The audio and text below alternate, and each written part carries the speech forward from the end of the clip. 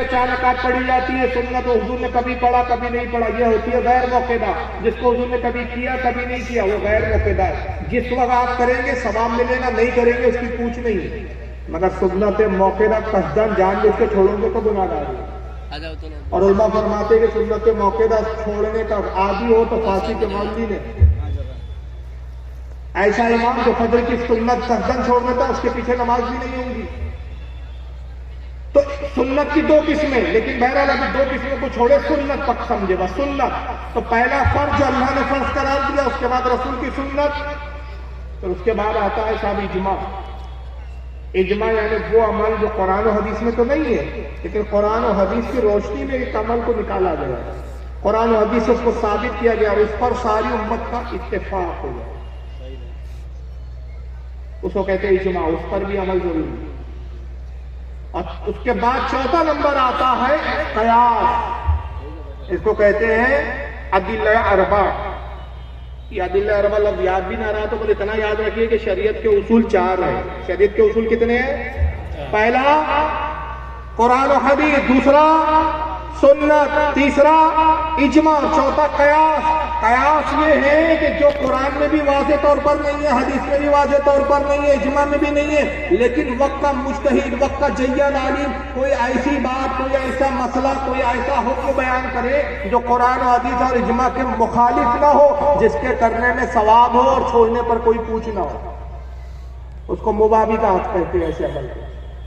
اب میں نے پہلے کہا کہ جو دعویٰ ہے اس کے مطابق دلیل کا مطالبہ ہوگا، یہ اصول ہے. اگر ہمارا دعویٰ یہ ہوتا ہے کہ قبر پر اذان دینا فرض ہے تو ہم پر لازم ہے کہ ہم دلیل قرآن سے دیتے. اگر ہمارا دعویٰ یہ ہے کہ اگر اذان دینا سنت ہے تو ہمیں پھر رسول کا عمل بتانا ہم پر لازم ہے. اگر ہمارا دعویٰ یہ ہے کہ اذان قبر پر اجماع ہے تو پھر ہمیں ائمہ کرام کا، مجتہدین کا، صحابہ کا اجماع دکھانا پڑے گا، یہ دعوے کے مطابق دلیل دینی پڑے گی. اور پھر قیاس سے ہے تو ہم قیاس کے مطابق قرآن و حدیث سے ثابت کریں گے کہ بھائی اس سے جائز ثابت ہوتا ہے، باعث برکت و ثواب ہے. ان خبیث وہابیوں سے پوچھو کہ اہل سنت کے کس عالم نے قبر پر اذان دینے کو فرض کہا ہے؟ کس عالم نے اس کو سنت کہا ہے؟ مگر وہابڑا آ کے کہیں گا نبی نے اذان دی کیا؟ ابے خبیث، ہم نے دعویٰ ہی کب کیا کہ نبی نے کیا ہے؟ جب ہمارا دعویٰ نہیں تو وہ دلیل کا مطالبہ کیوں؟ جو دعویٰ اس کے مطابق دلیل مانگ. تو دعویٰ ہمارا یہ ہے کہ وہ اچھا کام ہے، اچھا عمل ہے، فرض نہیں ہے، سنت نہیں ہے، اگر نہ کیا تو کوئی گناہ گار نہیں ہے، لیکن کر لیا تو بہت باعث ثواب ہے، باعث برکت ہے. اب برکت کیسے ہے، اس کی عظمتیں کیسی ہے، یہ ہم سے پوچھ تو ہم بتائیں گے کہ ہمارے ائمہ نے، ہمارے علماء نے ان حدیثوں کی بنیاد پر اذان قبر کو نکالا اور اخذ کیا. کہاں سے استنباط ہوا، کہاں سے استدلال کیا؟ آئیے میں بتاتا ہوں. صحیح بخاری قرآن کے بعد سب سے افضل ترین حدیث کی کتاب. صحیح مسلم بخاری کے بعد دوسرے نمبر کی حدیث کی کتاب. اس کتابوں میں لکھا ہے کہ حضور فرماتے ہیں کہ جب اذان ہوتی ہے، یہ 5 وقت اذان ہوتی ہے نا مسجد میں، جب اذان ہوتی ہے تو شیطان پر اس اذان کے الفاظ اتنے بھاری ہوتے ہیں.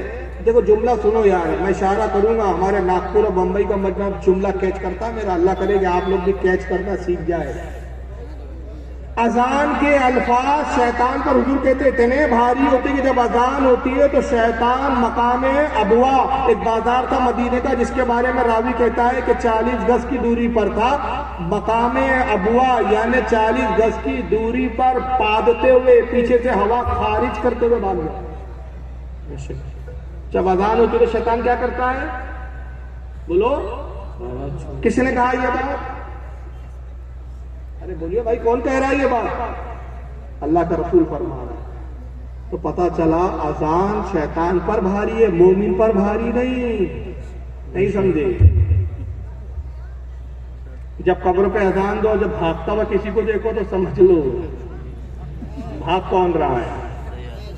بے شک بے شک. چڑ کس کو ہے اذان سے، نفرت کس کو ہے اذان سے، پاد کون رہا ہے، ہوا کون خارج کرتا ہے. یہ پہلی حدیث. اس حدیث میں ہمیں کیا بتایا کہ اذان سے شیطان کیا کرتا ہے؟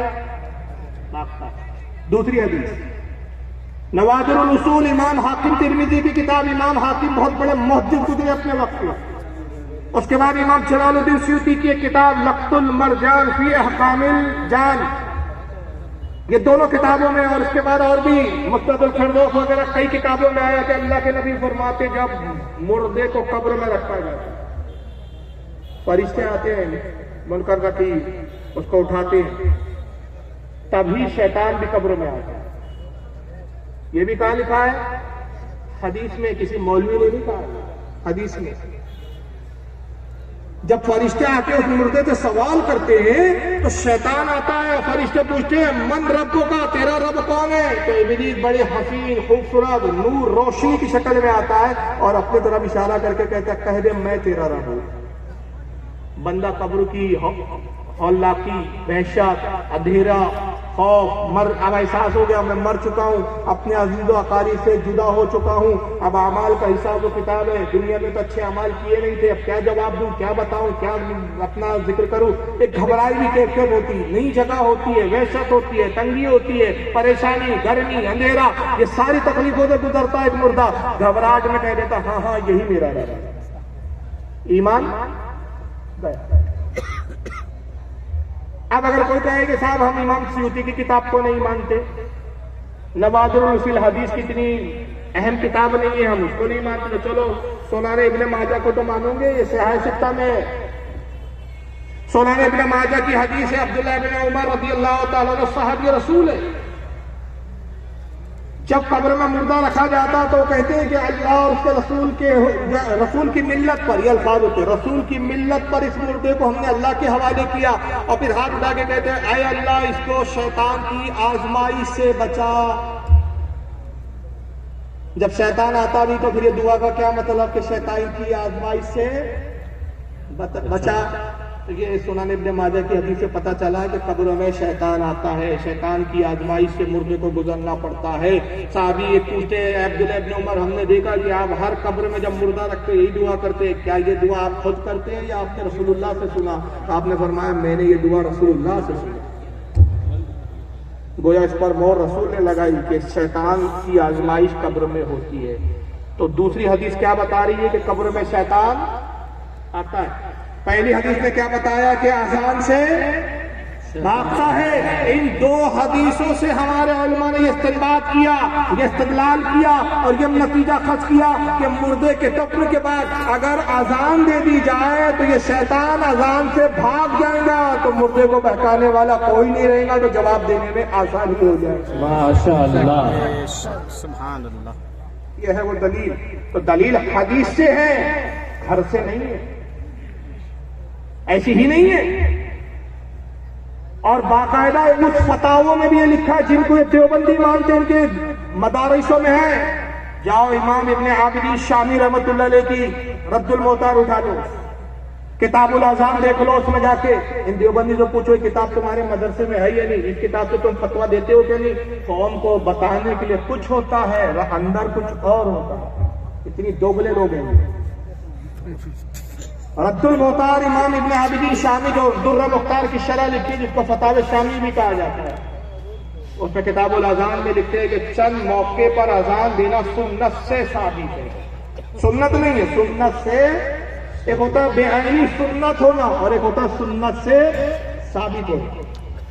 کہتے چند موقع پہ اذان صرف نماز کے لیے نہیں دی جاتی، معاف کرنا یہ بیوقوف بنا دے، صرف اذان نماز کے لیے ہوتی ہے، اذان صرف نماز کے لیے نہیں ہوتی، اور بھی موقع جہاں اذان دینے کا حکم آیا ہے۔ حضرت علی حضور کی خدمت میں آئی، یا رسول اللہ میں بہت پریشان ہوں سرکار، دل گھبرا رہا ہے، بہت دوا کی لیکن دل کی گھبراہٹ نہیں جاتی۔ حضور نے فرمایا علی جاؤ گھر میں کسی سے کہو کہ تمہارے کان میں اذان دے دے۔ مولا علی کہ جیسی اذان دی گئی گھبراہٹ دور ہو گئی۔ پتہ چلا اذان کے کلمات گھبراہٹ کو دور کر دیتے ہیں۔ مردہ قبر میں گھبرا رہا ہے، اذان ہوئی، اذان کی برکت سے گھبراہٹ دور ہو جاتی ہے۔ اللہ اکبر یا رسول اللہ۔